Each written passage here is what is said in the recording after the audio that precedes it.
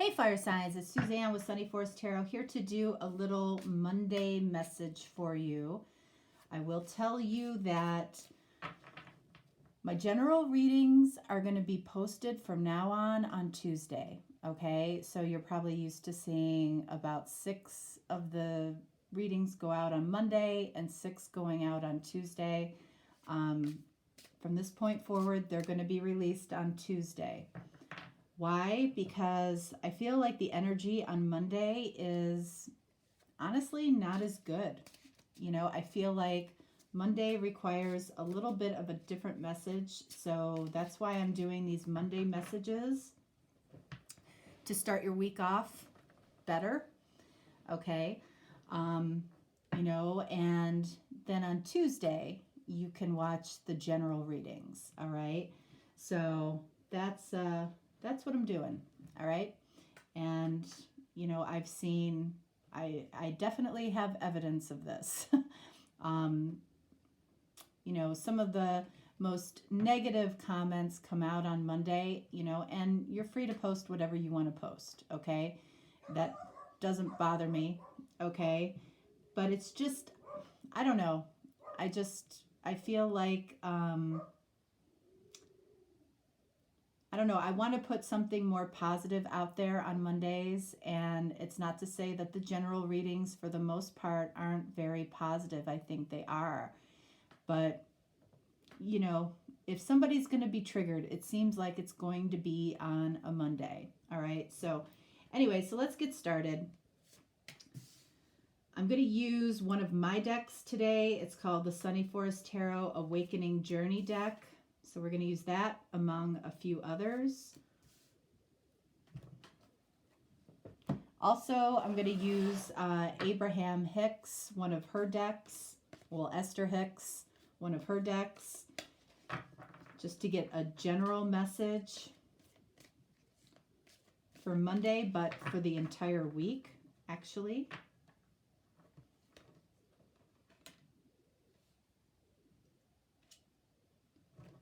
All right.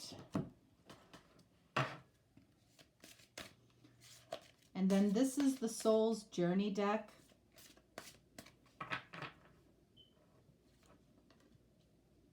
All right, there we go. And then we're going to clarify with tarot. All right, let's see what we're starting off with here with Abraham Hicks deck. Desire is the beginning of all creation. That's beautiful. So you might have a specific desire around somebody. You might have a desire around wanting to accomplish something. Desire is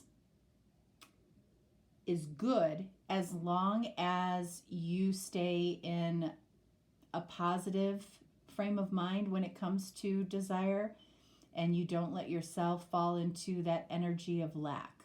Okay? What do we have back here? In allowing your desire to come to you, you not only gain the satisfaction of having received it, you also gain a whole new perspective from which to desire more.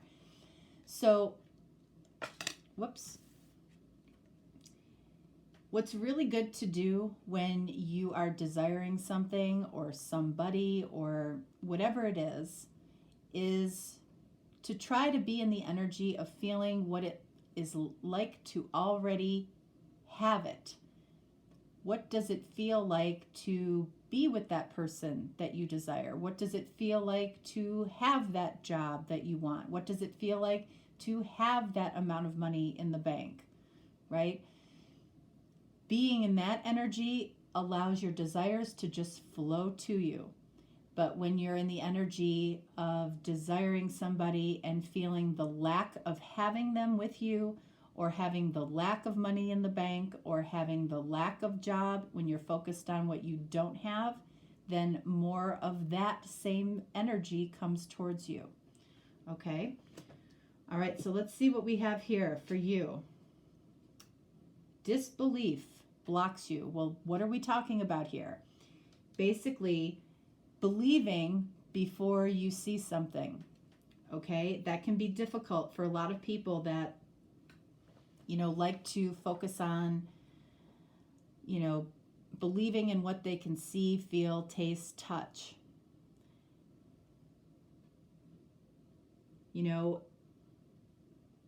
Disbelief will block you every time. If you can't believe or don't believe that you can have a certain amount of money, or you don't believe you can have the job that you want, or you don't believe that you can have the relationship or connection that you want, guess what? You're not going to have it. So it starts with you, okay? Desire is the beginning of all creation, but how you use desire is really important. The energy you choose to be in when you're in desire is huge, all right? What else do we have here? Telepathic exchange. So some of you might be experiencing this. You might be experiencing telepathic exchange with somebody, all right? Which can be, it can be a little disconcerting for some people, and it can be exciting for others, but it does exist. It definitely does exist. Again, some people aren't ready for the idea of that, and again, if you don't believe in it, you will not experience it. Okay? So it's kind of, I feel like your reading for Monday is, and for the week really, is about believing in what isn't necessarily in front of you right now. Feeling it as though it's there, because that's how it's allowed to find you. It's how it's allowed to come to you. And telepathic exchange is, can be identified when somebody just pops into your mind out of nowhere. That could mean somebody is thinking about you. You might get an idea out of nowhere that might be coming not just from you, but it could be coming from the universe. It could be coming from somebody else. You might experience this, in your dreams. It can show up all over the place. But you have to believe in it. You do have to believe in it. If you're somebody that only believes in what you can feel, see, touch, taste, then this is a hard concept to wrap your head around. What do we have here? Realistic consideration. I am feeling, that some of you might be going through, in your awakening process, what's real and what isn't. You might be trying to identify that, maybe within a connection, maybe within your life, maybe within a job, maybe within all kinds of different situations. But it's like realistic consideration, remember, is about what you can feel, see, taste, touch. And that might be what you're more comfortable with. That's okay. But it feels like, there might be a leveling up here that wants to happen. Some spiritual growth here that wants to happen. Some magic that wants to show itself to you that you won't allow in until you believe in it. Once you believe in it is when you start seeing it. It's not the other way around. A lot of people will say, I'll believe it when I see it. It's the reverse. You'll see it when you believe it. What do we have here? All right, we have humor. Okay. Do you find yourself laughing at something every day? I hope so. If you're not laughing at something every day, if you're not able to look at the lighter side of things, you're probably taking yourself, your life, your job, your relationship, you're probably taking it all too seriously. The lesson here is I choose to focus on the lighter side of life. When you do that, life gets much easier. It gets much more magical. That's when, you can drop the disbelief. That's when things start showing up for you. This is about joy and happiness and a higher vibration. All right, so let's see what you're not believing in right now, okay? What you don't believe in, and the fact that you don't believe in it is blocking it from you. We'll take a look at that. Telepathic communication, how is this possibly showing up for you? And realistic consideration, what is that about? Disbelief blocks you. Death. Okay, so, it feels like there's something within your journey that wants to transform, okay? And it's like until you believe that it can happen, it's not showing up.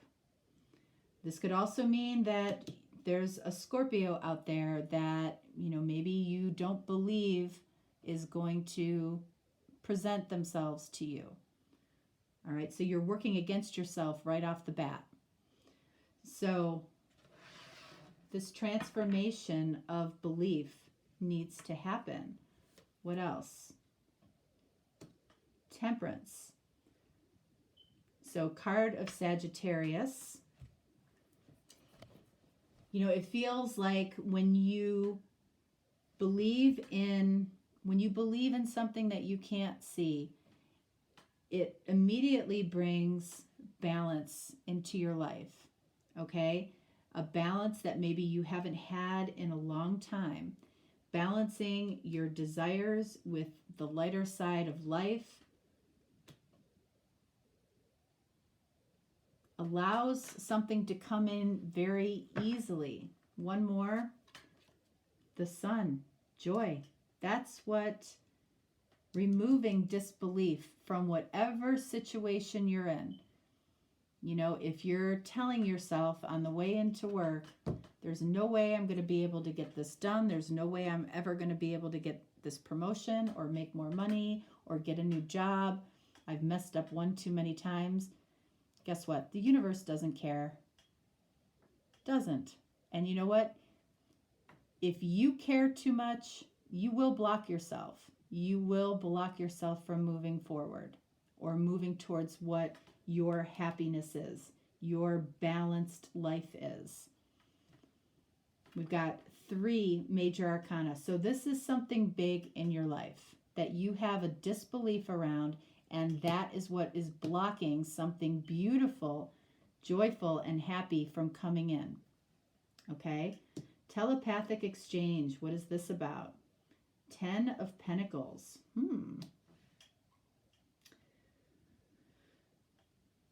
So there's something really, really good brewing here for you. It's like, again, once you find your belief in yourself, belief in what you can have in your life, belief in that you can have really anything that you desire. 10 of Pentacles. It sounds like this is what a lot of you desire, which makes sense. This is abundance in literally every aspect of your life. Love, money, career, family, everything. Okay, so some type of telepathic exchange is open to you to bring this in. And it might be from a significant other. It might be, from the universe. Knight of Swords. Whatever information that's coming to you, and again, I know a lot of people aren't ready for this, or don't believe in it. And it's a shame because it's really where your power lies, and literally in every single other reading, the card came up to focus on the present versus looking back. And that's where your power is in the present. This Knight of Swords, you know, I feel like this would happen very quickly. Knight of Swords is the fastest moving knight here. This is fast movement. Fast movement towards Ten of Pentacles if we can remove that disbelief. You know, even if it seems almost impossible, if you believe it's impossible, it will be. One more. Ace of Swords. So this is telling you, you know, that if you're dreaming about certain things or waking up asking yourself, what was that about? What was that message? Or who the heck was that in my dream? You know, this is saying there is truth in this telepathic communication, even if you don't fully believe in it. There are messages that are trying to show themselves to you right now. And I feel like it's about something that you desire. This is the universe trying to share with you how to have what it is that you want. Ten of Pentacles in this, you know, in this realm, in the earthly realm. Realistic consideration. What is this about? Ace of Wands. For some reason, it's coming up to me that this is what you may not believe in. You know, you might have a passion for something or somebody, and then you knock it down with realistic consideration. Well, you know, that's not realistic. I can't do that right now. It's not practical. It's not good timing. I've got a lot on my plate. And you kill your passion with realistic consideration. Sometimes you just have to believe it and let the universe do its work with you. Devil. That's what I mean. That's what I'm saying. There's a toxic energy around your dreams. You know, you're attached to what is realistic. You might have grown up with parents that said, you know, honey, that's really not realistic. You know, we can't do that. You might have heard that a lot more than, well, of course you can do that. You can do anything you want. You know, you hear that a lot from successful people, that they were told that throughout their life. You can do anything you want and I support you. It's not a stupid idea. It's a great idea. You should explore that. Ace of Wands is an idea, a passionate idea, or a new passion for somebody or something. But then we pour the devil on it. The toxic energy, whatever you bring in from your past, you kill it with realistic consideration. It's not to say that there shouldn't be temperance, a balance of your dreams and realistic, you know, consideration. But when it's all realistic consideration and disbelief, it's like you're blocking yourself from Ten of Pentacles, which is what you want. One more. Nine of Swords. And this isn't helping either. So Nine of Swords is, you know, worrying about what's realistic and what's not, instead of, you know, taking a little bit of a risk. A little bit of a risk feels good. It does. Even if something doesn't work out, you will know that maybe that wasn't the path you were supposed to be on. You'll know it quickly. But Nine of Swords is that energy of, you know, worry that's not based in any real factual information. It's just based in worry. It's based in worst case scenario. It's based in assuming the worst will happen, which is useless. Nine of Swords can just take a flying leap as far as I'm concerned. I don't like the card, but it's a real energy that's out there all over the place for a lot of people and for almost everybody at some point in their life. So that's what realistic consideration does to you. It puts you in this energy. All right, so let's take a look at desire. Hierophant. So, you know, I feel like Hierophant is saying, commit to your desire and release it to the universe. And see what comes back to you when you focus on the fact that you believe that you can have anything you want. You really can, even if it doesn't show up in the exact form that you thought it was going to show up in. Sometimes it shows up in an even better form. That's, you know, that's speaking to attachment to a certain result. Sometimes, you know, you just put the desire out there and spend your time feeling what it would feel like to have what it is that you desire. Because ultimately, what you desire is the good feeling that comes with the outcome.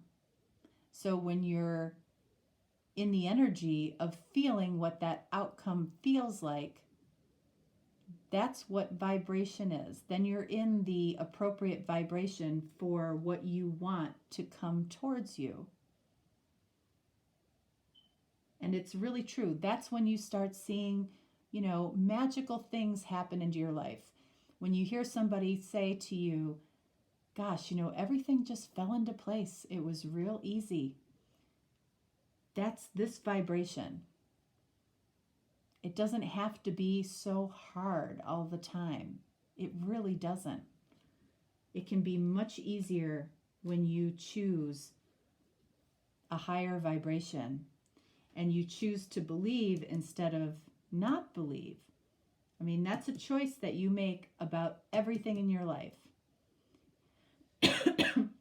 You believe that you can hit your goals at work. You believe that there's love, the right love out there for you. You believe that you'll be able to retire comfortably. You believe that you can have the lovely house or apartment that you want. You believe that you can have the car that you want. Excuse me. And then when you're in this higher vibration, that opens you up to, you know, a level of telepathic communication and exchange that you might be really surprised as to what comes to you.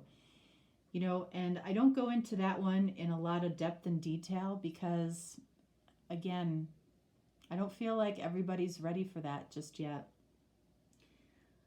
But realistic consideration, I feel like you all have down. Excuse me. You all have this down. And what does it bring you? 9 of Swords, Devil, which squashes your dreams, okay? So maybe balancing this out a little bit with a little bit more belief and opening yourself up to listening. The only time that you can listen to your intuition is in the present, okay? When you're present in the moment. You will not hear it any other time.